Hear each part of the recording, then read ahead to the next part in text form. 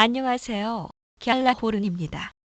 책, 인문학이 들려주는 트레이딩 원리를 가지고 인문학을 통해 트레이딩과 자본시장을 살펴보는 시간을 갖고 있는데요. 이번 시간에는 우리가 살고 있는 세상을 사람들은 어떻게 정의 내리고 있는지 알아보겠습니다.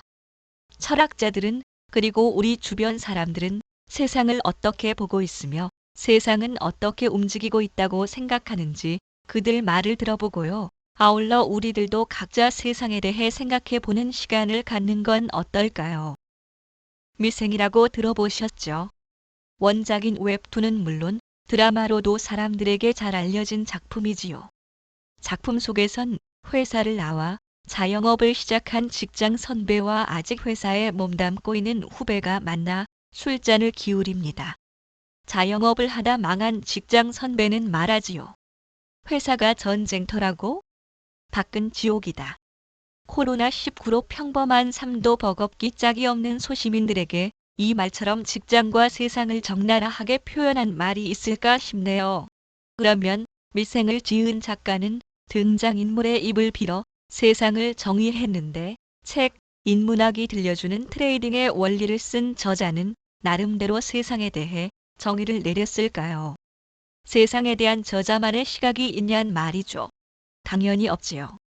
저자는 시장에서 모니터 너머 누군가와 다투는 트레이더이자 전사이지 사상가나 철학가는 아니거든요.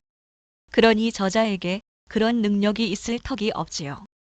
그런데 말이죠. 세상이란 이런 것이다. 라고 명쾌하고 이해하기 쉽게 정의를 내린 사상가가 있었던가요? 이 자리에선 저자가 생각하는 세상에 대해 들어보는 대신 다른 철학자들의 말에 귀를 기울여 보는 자리는 잠시 마련해 보겠습니다. 먼저 세상은 정지해 있는지 쉴 새 없이 움직이고 있는지 살펴볼까요? 물론 지구는 24시간마다 한 번씩 자전하고 또 태양 주위를 1년에 한 번씩 공전합니다. 지구는 움직이고 지구를 품은 태양계 역시 움직이고 있으니 세상은 움직인다고 보면 될까요? 과학적으로 보면 인간들이 살고 있는 세상은 움직이는 게 맞는데 철학자들은 그리 단순하게 생각지 않네요. 그래서 세상은 움직이는가 그렇지 않은가를 놓고 오랫동안 논쟁을 거듭해왔다고 합니다. 세상의 운동성에 주목한 학문으로 유물변증법이 유명하지요. 여기에서는 세상의 존재 방식으로 운동을 들었습니다.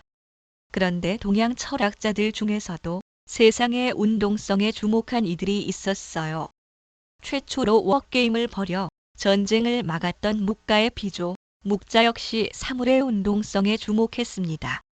그래서 사물이 운동을 멈추면 모두 다 없어진다고 생각했죠. 장자 역시 세상의 운동성에 주목하고 세상은 변화한다고 여겼습니다. 그래서 변화는 막을 수 없다고 말했습니다. 변화를 막을 수 없으니 변화에 저항하지 말고 그 사실을 덤덤히 받아들이고 적응할 것을 세상 사람들에게 주문했지요. 그런데 장자는 어떤 세상을 꿈꿨을까요?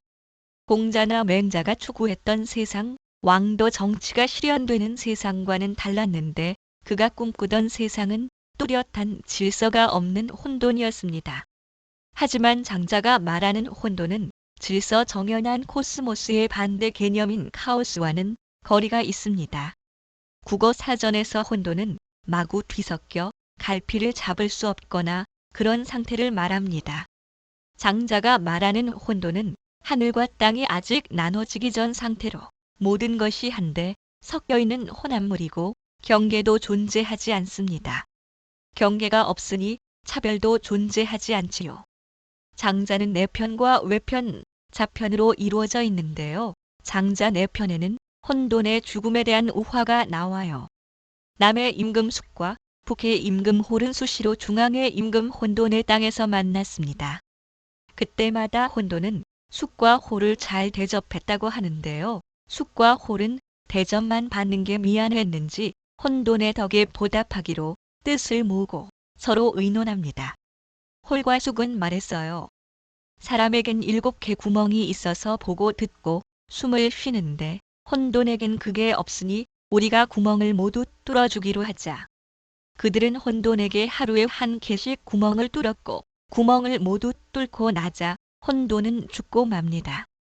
혼돈은 왜 죽었을까요? 장자는 7개의 구멍을 지식의 문으로 받습니다. 혼돈에겐 지식이 없고 질서가 만들어낸 선악도 존재하지 않습니다. 혼돈의 세상은 그저 한 몸으로 뒤엉켜 어떤 구별이나 차별도 존재하지 않죠. 숫과 홀이 혼돈에게 구멍을 뚫어줬다는 건 모든 게 한데 뒤엉킨 혼돈에 질서를 부여한 것이겠지요. 질서가 부여된 이상 혼돈이 사라지는 건 당연한 일일 것입니다. 남의 임금 이름 숙은 갑자기, 문득, 매우 짧은 시간이란 뜻을 지니고 있습니다. 빛이란 뜻이 있고 빨리 달리다라는 뜻도 갖고 있습니다.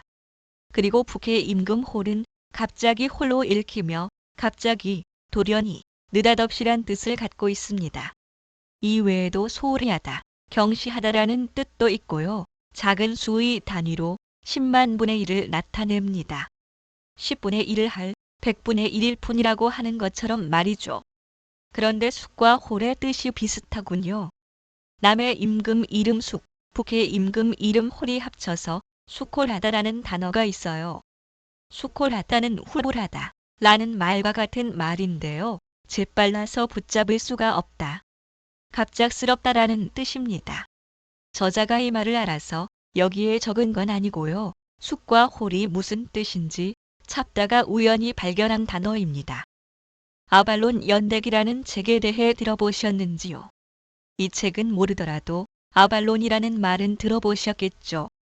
아발론이란 이름을 가진 자동차가 있고 같은 이름을 가진 프랜차이즈 학원도 있네요. 아발론이란 일본 영화도 있습니다. 아발론 연대기라는 책은 켈트 신화를 바탕으로 한 작품입니다. 이건 여담인데요.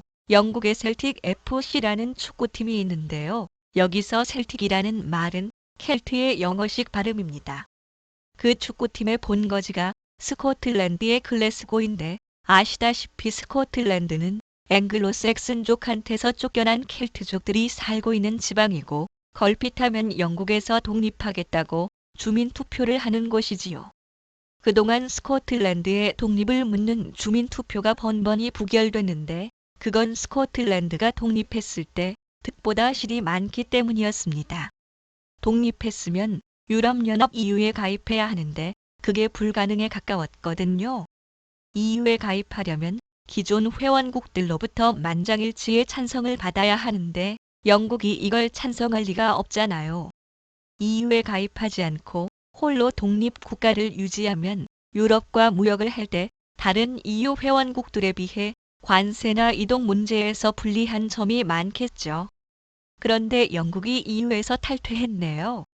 몇 년 전 국민투표로 이른바 브렉시트를 결정하고 지루한 협상 끝에 비로소 영국은 EU와 완전히 결별했어요. 이제 스코틀랜드가 독립하고 EU 가입을 추진할 때 가장 큰 걸림돌이 없는 셈이지요. 스코틀랜드 주민들이 다시 독립 여부에 대한 투표를 할 때 결과가 어찌 될지 사뭇 궁금해집니다. 물론 스코틀랜드 주민들이 독립을 결정했을 때 영국 정부가 그걸 순순히 받아들이는 것은 별개의 문제입니다. 시청자 여러분들이 어렸을 적 아서왕, 그때는 아더왕이라고 했겠지요. 아더왕과 원탁의 기사 얘기를 들어보셨을 것입니다. 그리고 이들의 영웅담을 바탕으로 한 여러 가지 외국 드라마와 영화, 만화, 영화도 한 번쯤은 보셨을 테고요. 아발론 이야기는 바로 아서왕과 원탁의 기사들 이야기를 말하고 있습니다. 여기서도 세상을 혼돈으로 보는 장자의 시각을 엿볼 수 있는데요. 바로 아발론 연대기에 나오는 요정 모르간을 통해서입니다. 요정 모르간은 검은 옷을 입고 흰 말을 타고 등장해 대립적인 색상을 선보입니다. 모르간의 모습은 선과 악, 아름다움과 추함을 동시에 지닌 모습을 상징한다고 하는데요. 자기 주변에 대한 호기심과 공포가 뒤섞인 인간의 마음을 나타냅니다. 켈트 신화도 세상을 선과 악, 삶과 죽음, 아름다움과 추함이 서로 나눠지지 않은 혼돈처럼 뒤섞인 곳으로 보고 있습니다. 그런 모습을 엿볼 수 있는 게 바로 서양식 장기판인 체스판인데요. 첼스판은 검정색과 흰색이 번갈아 있는데 세상도 삶과 죽음이 공존하고 의식과 무의식이 서로 섞여 있음을 상징하기도 합니다. 그런데 우리들에게 잘 알려진 고대 그리스 철학자 플라톤은 세상을 어떻게 바라봤을까요? 플라톤은 세상이 계속 변화하기만 하면 궁극적이고 절대적인 지식이란 불가능하다고 봤고요. 따라서 실제는 변하지 않는다고 생각했습니다. 그는 세상을 주관하는 어떤 절대적인 존재가 있고 세상은 절대자에 의해 움직인다고 주장했습니다. 그의 사상은 유물변증법은 물론이고 장자의 세계관, 켈트 신화의 세계관과도 다소 거리를 두고 있네요. 그런데 세상에 대한 정의는 철학자들의 고색창연한 말보다는 우리 주변 이웃과 친구들의 말이 더 현실적으로 다가오지 않습니까? 밀생에서 직장 선배가 말한 회사는 전쟁터이지만 밖은 지옥이다라는 말처럼요. 시선으로 평가받는 이태백, 바로 시인 이백은 촉당으로 가는 길은 험난하구나. 저 푸른 하늘로 올라가는 것보다 더 어렵구나라고 읊으며 세상살이의 고단함을 노래했지요. 일본인 작가 나카타니 아키히로는 세상은 너무 냉정하다는 말로 사회에 갓 진입한 청년들에게 세상을 직시할 것을 요구하면서도 그들을 위로하고 있습니다. 천문학자 칼 세이건이 생각하는 세상은 우리들 관심 영역인 시장과 그리 다를 바 없어서 흥미롭습니다. 천문과학 서적인 코스모스의 저자로 우리에게 익숙한 미국의 천문학자인 칼 세이건은 지구 밖 우주뿐 아니라 그가 발을 딛고 살았던 지구라는 곳에서 인간들이 만들 세상에 대해서도 이야기를 했습니다.